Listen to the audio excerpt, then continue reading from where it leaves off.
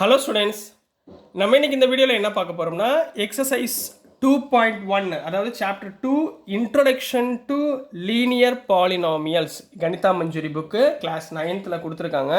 So அதை நம்ம பார்க்க போகிறோம். ஸோ இது பார்க்குறதுக்கு முன்னாடி ஒரு சஜஷன்மா, நான் ஆல்ரெடி நம்ம பழைய வீடியோஸில் பாலினாமியல்ஸோடைய இன்ட்ரோடக்ஷன் போட்டிருக்கேன். கிளாஸ் 9 பாலினாமியல்ஸ் இன்ட்ரோடக்ஷன் போட்டிருக்கேன்.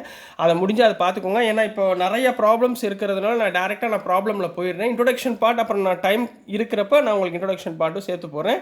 உங்களுக்கு அது வரைக்கும் ஏதாவது கன்ஃபியூஷன் தெரியாமல் இருந்துச்சுன்னா நீங்கள் தயவுசெய்து அந்த நம்ம பழைய கிளாஸ் 9th பாலினாமியல்ஸ் சாப்டர்ஸ் 2ல் இன்ட்ரோடக்ஷன் போட்டிருக்கேன், அதை கொஞ்சம் பார்த்துட்டு வந்துட்டு இதை பாருங்கள். ஓகேங்களா? ஸோ டியர் ஸ்டூடெண்ட்ஸ், இப்போ கொஸ்டின் நம்பர் 1 போவோம். Find the degrees of the following polynomials. சரிங்களா? பாலினாமியல் ஈக்குவேஷன் ஒன்று கொடுத்துருப்பாங்க. அதாவது பாலினா மெனின்னு அர்த்தம்மா, நாமியல்ஸ்னா வேரியபிள்ஸ்மா. சரிங்களா? Polynomials many terms. சரிங்களா? அதை மெனி டேர்ம்ஸை மிங்கிள் பண்ணி வர்றது தான் பாலினாமியல்ஸ் அப்படின்னு சொல்லுவாங்க. ஸோ இதில் என்ன கண்டுபிடிக்க சொல்லியிருக்காங்க, டிகிரி. முதல் டிகிரின்னா என்னன்னு உங்களுக்கு தெரியணும். சரிங்களா? டிகிரியோட டெஃபினிஷன் என்னன்னா, degree means highest power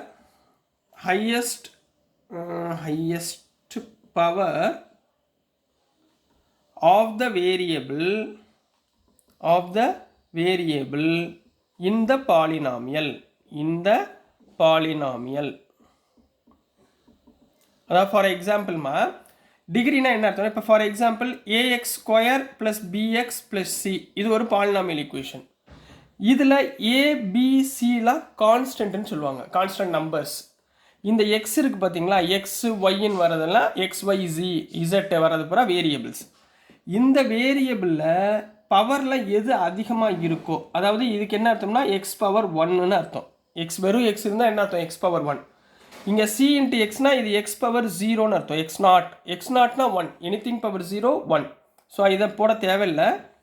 so இதில் வேரியபிளுடைய ஹையஸ்ட் பவர், இங்கே பவர் என்ன 1, இந்த எக்ஸுடைய பவர் 2. அப்போ இதில் ஹையஸ்ட் பவர் என்ன 2 தானே. அப்போ இந்த ஈக்குவேஷனுடைய டிகிரி 2. இப்போ ஃபார் எக்ஸாம்பிள் இதே இடத்துல ax³ + bx² + c இப்படி கொடுத்துருக்காங்கன்னு வச்சுக்கோங்க. இப்போ இதில் வேரியபிள் எக்ஸ், இதில் எக்ஸுடைய ஹையஸ்ட் பவர் 3. அப்போ டிகிரி 3. புரிஞ்சுங்களா? இப்படி தான் நீங்கள் டிகிரியை ஃபைண்ட் பண்ணணும். ஓகேங்களா? டிகிரினா என்னென்னு அண்டர்ஸ்டாண்ட் ஆயிடுச்சா? இப்போ அடுத்து நம்ம கொஷின்குள்ளே போயிடலாங்களா? ஸோ இப்போ சப்டிவிஷன் நம்பர் 1மா 2x² - 5x + 3ன்னு கொடுத்துருக்காங்கம்மா. இப்போ சொல்லுங்கள், இதில் எக்ஸுன்றது வேரியபிள், 2 5 3லாம் கான்ஸ்டன்ட். இந்த எக்ஸுக்குரிய ஹையஸ்ட் பவர் என்ன இருக்குது, 2 இருக்குது. இது பவர் 1, ரைட்டுங்களா? அப்போது இதோடைய டிகிரி என்ன, டிகிரி இஸ் 2. கிளியரா? அதே மாதிரி நம்ம செகண்ட் பார்ட் y³ + 2y - 1. இதில் வேரியபிள் என்ன, y. இந்த yயில் உள்ள ஹையஸ்ட் நம்பர் என்ன, பவரில் உள்ளது 3. So degree is 3. அப்போ தேர்ட் ஒன் -9.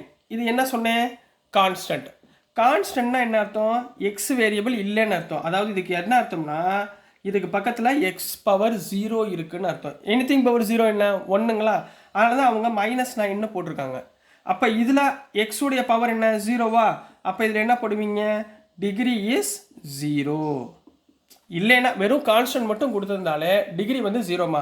அதுக்கு அர்த்தம் எக்ஸ் நாட்னு அர்த்தம், எக்ஸ் பவர் 0ன்னு அர்த்தம். அடுத்து நம்பர் 4th ஒன் 4z - 3. இதில் என்ன வேரியபிள், இசட்ன்றது வேரியபிள். இதோட இசட்டுடைய பவர் என்ன இருக்குது, 1 தான் இருக்குது. அப்போ degree is 1. So this is the answer for question number 1 exercise 2.1. ரைட்டுங்களா? நெக்ஸ்ட் நம்ம கொஸ்டின் நம்பர் 2 பார்க்கலாம். இப்போது கொஸ்டின் நம்பர் 1ல் என்ன கேட்டிருந்தாங்க, சில ஈக்குவேஷன் கொடுத்தாங்க, அதில் உள்ள டிகிரியை ஃபைண்ட் பண்ண சொல்கிறாங்க. அதாவது வேரியபிளுடைய ஹையஸ்ட் பவர். இப்போ இங்கே என்ன கொடுத்துட்டாங்க, டிகிரி கொடுத்துட்டாங்க. இதுக்கு தகுந்தாப்புல ஒரு பாலினாமியல் ஈக்குவேஷனை ஃபைண்ட் பண்ணுங்க, எழுதுங்க அப்படின்றாங்கம்மா. சரிங்களா? இப்போ ஃபஸ்ட் என்ன பண்ணுறோம், டிகிரி 1க்குரிய பாலினாமியல். அப்போ சொல்யூஷன் டிகிரி 1 இருந்தால் எக்ஸாம்பிள் தானே, நீங்கள் எப்படி வேணாலும் போட்டுக்கலாம்.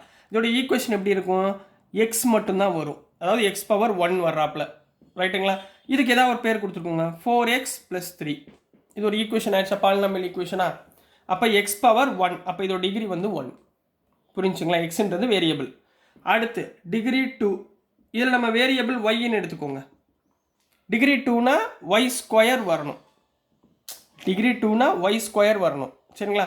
அப்போ Y square plus Y plus constant. இப்போ நீங்கள் எப்படி எழுதுவீங்க? ஏதாவது நம்பர் போட்டுக்கோங்க. 5y square 3y plus 2.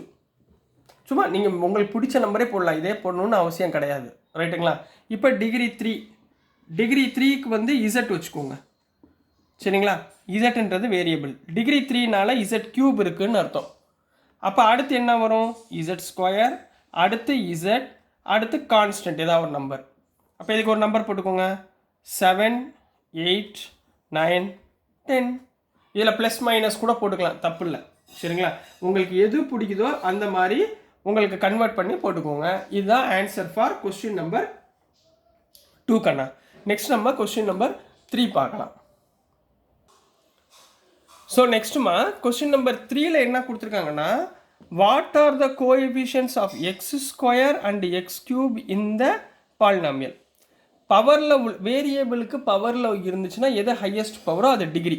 இப்போ கோஎஃபிஷியன்ட்னா என்னன்னு கேட்குறாங்க. இங்கே பாருங்கள், இந்த ஈக்குவேஷனில் கோஎஃபிஷியன்ட் ஆஃப் எக்ஸ் ஸ்கொயர் அப்படின்னா இந்த ஈக்குவேஷனில் எக்ஸ் ஸ்கொயர் எங்கே இருக்குன்னு பாருங்கள். இந்த இருக்கா எக்ஸ் ஸ்கொயர். எக்ஸ் ஸ்கொயர் கூடிய ரிலேட்டிவ் நம்பர் பக்கத்தில் உள்ள நம்பர் என்னன்னு பாருங்கள். 6 ப்ளஸ் ஆர் மைனஸ் இருந்தால் அது போட்டுக்கணும். எக்ஸ் ஸ்கொயருடைய கோஎஃபிஷியன்ட்னா இதனுடைய கான்ஸ்டன்ட் டேர்ம் என்ன இருக்கோ அதுதான் கோஎஃபிஷியன்ட். அப்போது coefficient of X square is 6. அதாவது எக்ஸ் ஸ்கொயருக்கு பக்கத்தில் உள்ள நம்பர். அதே மாதிரி இப்போ சொல்லுங்க பார்ப்போம். Coefficient of X cube is, இப்போ பாருங்கள் எக்ஸ் கியூபுக்கு பக்கத்தில் என்ன இருக்குது? -3 இருக்குங்களா? அப்போ -3. இப்போ இதே இடத்துல எக்ஸ் நம்ம எக்ஸ்ட்ரா பண்ணுவோம். கோஎஃபிஷியன்ட் ஆஃப் எக்ஸ் என்னமா இருக்கும்? எக்ஸ்க்கு பக்கத்தில் என்ன இருக்குது? -2 இருக்கா? -2. புரிஞ்சுங்களா? இப்போ எக்ஸ் பவர் 4 பாருங்கள்.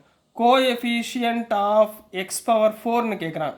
இஸ் எக்ஸ் பவர் 4 பக்கத்தில் எதுவுமே இல்லை அப்படின்னா என்ன அர்த்தம்னா 1 இருக்குன்னு அர்த்தம். இங்கே 0 போட்டுறக்கூடாது. எக்ஸ் பவர் 4 பக்கத்தில் என்ன இருக்குது? 1 இருக்குது. அப்போ coefficient of x power 4 is 1ன்னு போட்டு கம்ப்ளீட் பண்ண போகிறீங்க. So this is the answer for question number 3 கண்ணா. புரிஞ்சுங்களா? நெக்ஸ்ட் நம்ம கொஸ்டின் நம்பர் 4 பார்க்கலாம். ஸோ நெக்ஸ்ட்டுமா கொஸ்டின் நம்பர் 4 பார்த்துடலாம். கொஸ்டின் நம்பர் 4ல் என்ன கொடுத்துருக்காங்கன்னா, what is the coefficient of Z in the polynomial 4x³ + 5z² -11. அப்போ கோஎஃபிஷியன்ட் ஆஃப் இசட்னா நான் இசட்டை பார்க்கணும். சரிங்களா? இந்த ஈக்குவேஷனில் இசட் இருக்கா? இங்கே பாருங்கள், z³ இருக்குது, z² இருக்குது. என்ன இல்லை? இசட்டுன்ற ஒரு நம்பரே இல்லை, அதாவது ஒரு வேரியபிளே இல்லை. ஸோ அதனால் அந்த வேரியபிள் இல்லைன்னா கோஎஃபிஷியன்ட் ஆஃப் இசட் வந்து இங்கே இந்த ஈக்குவேஷனில் இல்லாததுனால அதை என்ன பண்ணுவோம்? இஸ் 0. இல்லைன்னா 0. கிளியர்? அப்போ கோஎஃபிஷியன்ட் ஆஃப் இசட் வந்து இல்லைன்னா 0. ரைட்டுங்களா? அடுத்த கொஸ்டின் பாருங்கள். Question number 5. What is the constant term of the polynomial? Constant டேர்ம்னா வெறும் நம்பர் வர்றதுமா கான்ஸ்டன்ட் டேர்ம். ரைட்டுங்களா? இங்கே பாருங்கள், இது எக்ஸ் கியூபுடைய கோஎஃபிஷியன்ட் 9, எக்ஸ் ஸ்கொயருடைய கோஎஃபிஷியன்ட் தான் 5. ஏன்னா 5லாம் கான்ஸ்டன்ட் தானே சார், ஏன் சார் நீங்கள் அதை எழுதுறதில்ல அப்படின்னு சொல்லி கேட்பீங்க. இது வந்து கான்ஸ்டன்ட்னா எதோட கான்ஸ்டன்ட்? எக்ஸ் ஸ்கொயருடைய கோஎஃபிஷியன்ட். இது எக்ஸுடைய கோஎஃபிஷியன்ட். இங்கே பாருங்கள், தனியாக வெறும் நம்பர் மட்டும் இருக்கா? என்ன இருக்குது? -10 இருக்கா? அப்போ இதுதான் தனி நம்பர், அதுதான் கான்ஸ்டன்ட்னு சொல்லுவாங்க. So constant term